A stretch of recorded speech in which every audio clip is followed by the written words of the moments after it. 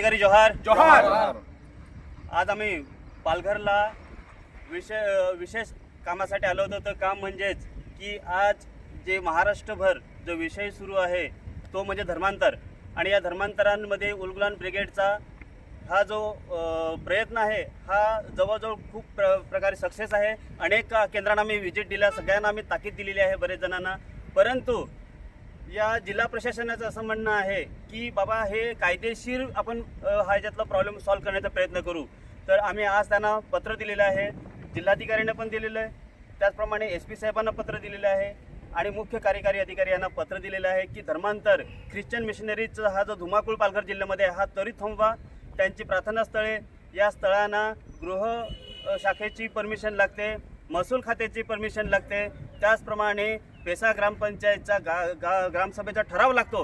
हे कुठल्याही परमिशन नसताना सर्रासपणे प्रत्येक गावामध्ये ही जी प्रार्थना स्थळे आहेत ती त्वरित बंद करावीत, अन्यथा उलगुलान ब्रिगेड हे त्यांच्या पद्धतीने मग तिथे मोडतोड झाली तर त्याला जिम्मेदार हे शासन असेल असं आम्ही ठणकावून सांगितलेलं आहे। त्याचप्रमाणे आज महाराष्ट्रभर दुसरा विषय जो सुरू आहे तो म्हणजे हैदराबाद गॅजेट, आणि या हैदराबाद गॅजेटनुसार बंजारा समाजाने सुद्धा मागणी केलेली आहे की आम्ही हैदराबाद गॅजेट, ॲक्च्युली ते गॅजेट नसून गॅजेटियर आहे।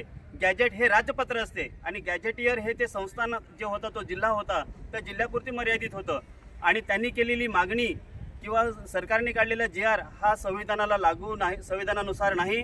त्याच्यामुळे आदिवासीमध्ये कुठलाही समाज जर येण्याचा प्रयत्न करत असेल तर आम्ही मुळीच त्यांना आदिवासींचं आरक्षण देणार नाही। त्याचप्रमाणे दुसरा मुद्दा होता म्हणजे आदिवासींच्या जमिनी ह्या गैर आदिवासींनी घेतलेल्या आहेत। तर जिल्ह्यातील जेवढ्या आदिवासींच्या जमिनी गैर आदिवासींनी घेतलेल्या असतील ह्या जमिनी त्वरित परत कराव्यात असं जिल्हा प्रशासनाने त्यांच्यासाठी पत्र काढावं। पुढचा महत्त्वाचा सर्वात मुद्दा आहे तो म्हणजे बोईसर ग्रामपंचायत।